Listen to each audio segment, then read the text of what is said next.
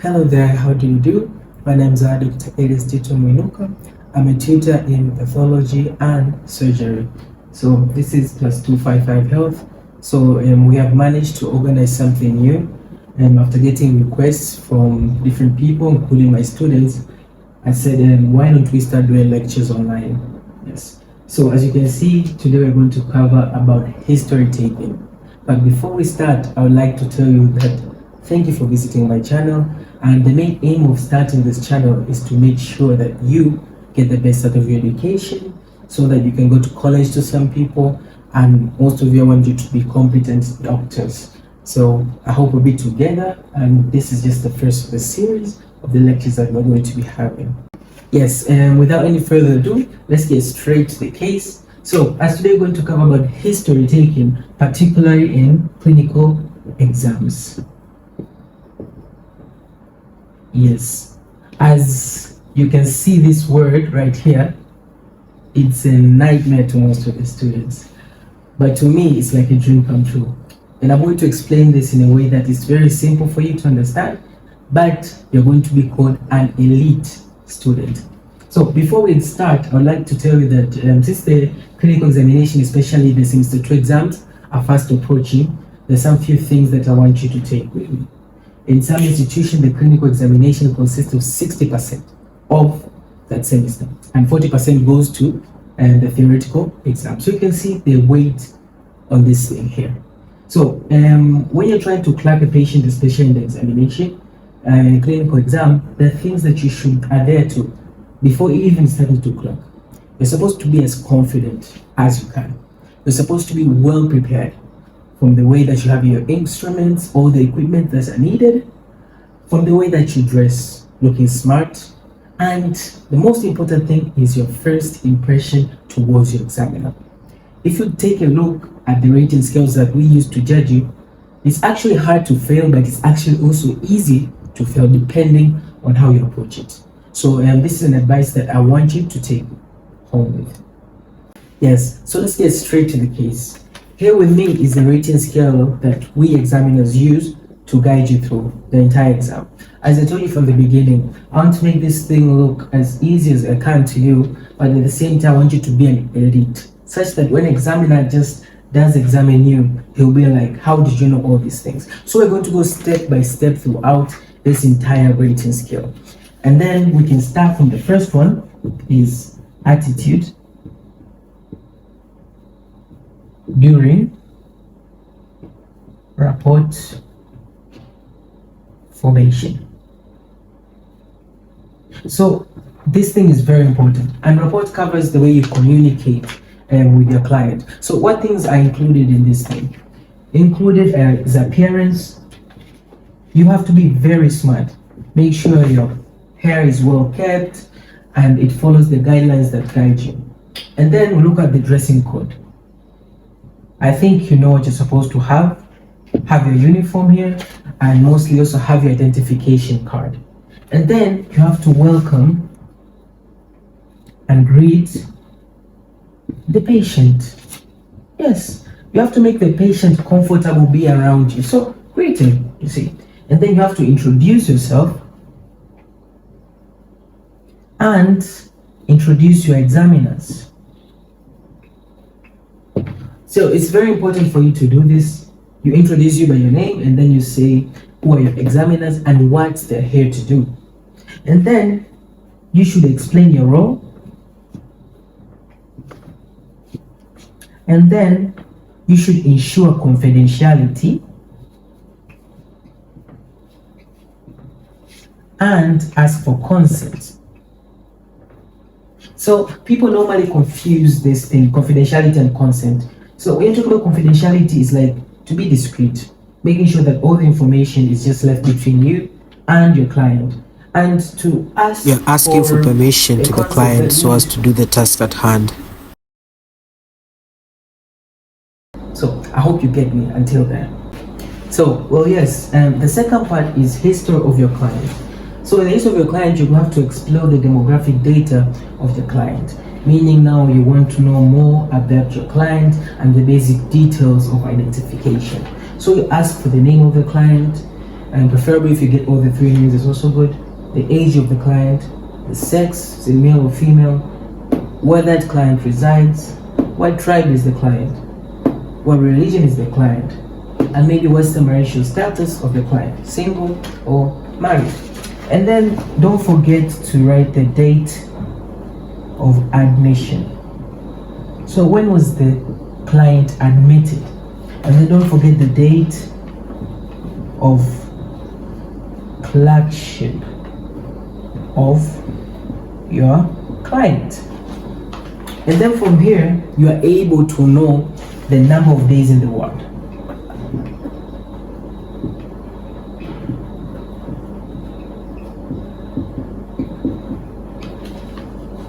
Number of days in the ward. So just to summarize, let me just give a quick example. My name is Elias Tito Mwinuka. I am 36 years of age. I'm a male who resides in Tegeta.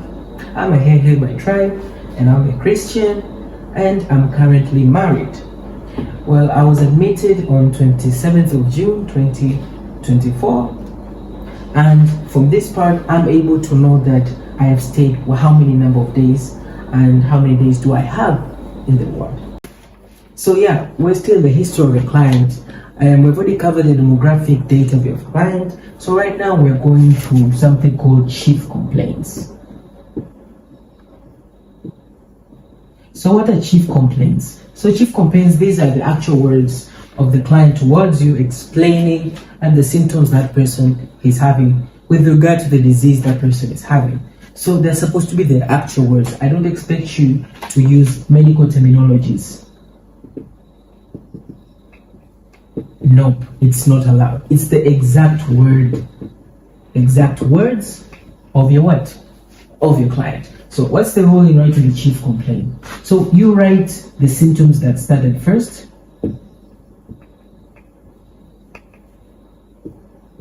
to last. You see. So what's a good example of a chief complaint? So maybe your client can say that he has a headache for 5 days. So that's the chief complaint. That's what the patient is experiencing, and it's what the patient is telling you. And it's possible for the client to have even more than one chief complaint, sometimes even many, regarding to the disease that person may be having. So maybe you have another one. So after headache, which is for 5 days, and then he started feeling dizzy for another 3 days. And then finally, he started having what? You can say awareness of heartbeats.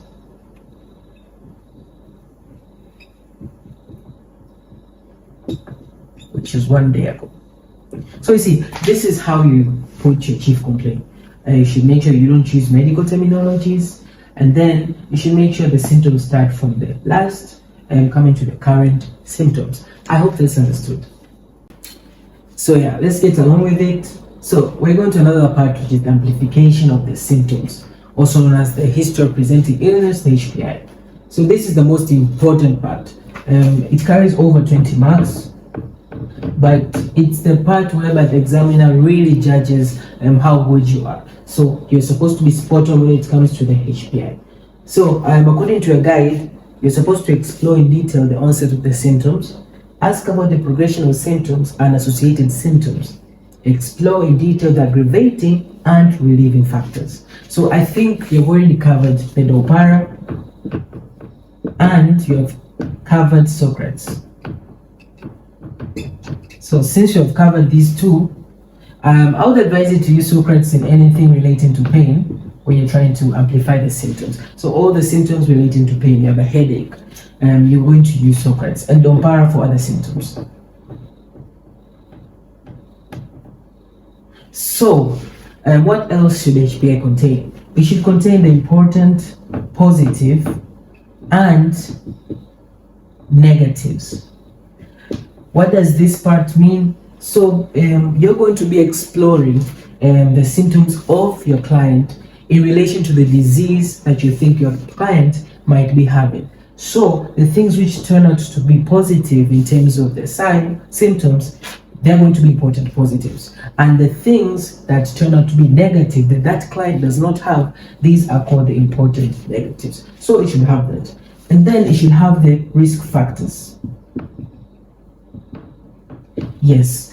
For example, if you have a patient who you suspect is anemic, there are multiple causes of anemia. So you're supposed to rule out all the risk factors that may lead to anemia towards your client. Maybe your client doesn't have a good nutrition, or maybe your client has history of trauma, or maybe your client has a history of sickle cell, or maybe also your client has history of chronic illness, or maybe your client has also a history of using medications for a very long time, or maybe your client has history of vomiting blood, has history of passing stool blood.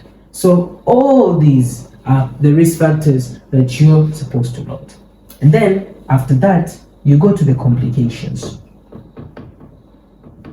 So has the client started to have any complications of the disease that you think your client is having? So you list them down. To some people, maybe the client and the patient has started only with a headache, but now has confusion, or undergoes several seizures. So these are just some of the complications that your client can have. So you look at the case and then you relate it with the HPI. So yeah, after seeing how we write our HPI, I would like to have a vivid example because we want to make sure that we learn each step together.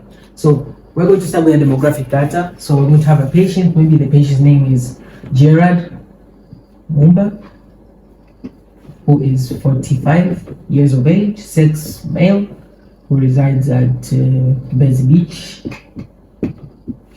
Occupation, a teacher, and is Chaga by tribe. And marital status is married. But the patient also tells us that he is newly diagnosed with lung cancer for the past 6 months. So we'll go straight and know the date of admission. Maybe the patient was admitted on 12th of July and then was clerked today, 14th. So this is date of clerkship.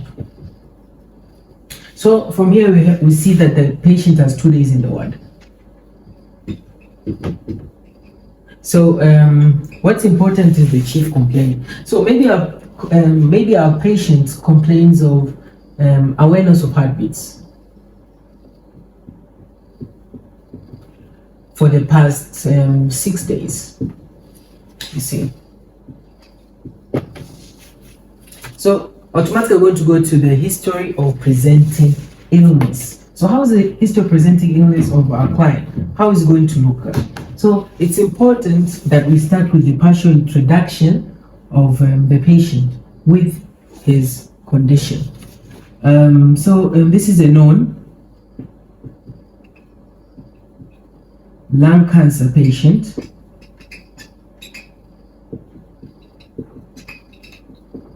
diagnosed 6 months ago.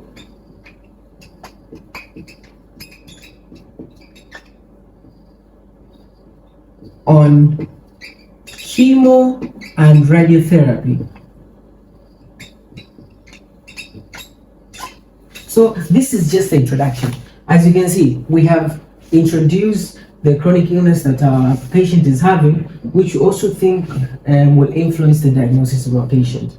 So after that, we go with the history of presenting illness in the same way, whereby you state that the patient is apparently well until 2 days to admission, when he started to experience awareness of heartbeats for 6 days. You see.